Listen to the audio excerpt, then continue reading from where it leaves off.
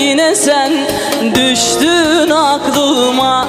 Kalbimdeki yara ey oldu derken yine sen düştün aklıma. Olmuyor, olmuyor, sensiz olmuyor. Yine sen düştün aklıma. Olmuyor, olmuyor, sensiz olmuyor. Yine sen düştün aklıma.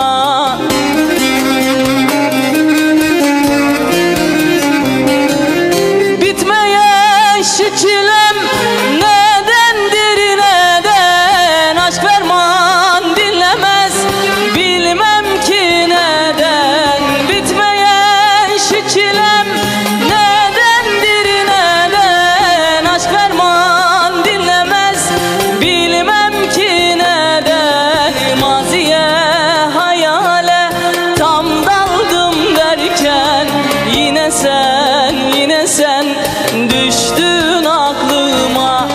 Maziye hayale tam daldım derken yine sen düştün aklıma.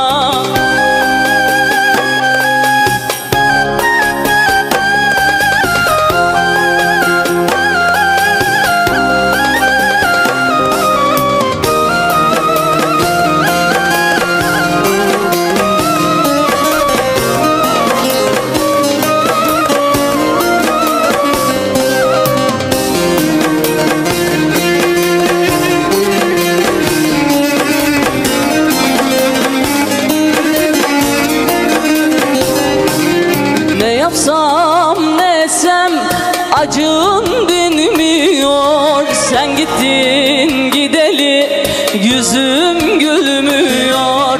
Diyemem derdimi kimse bilmiyor. Yine sen düştüm aklıma. Diyemem derdimi kimse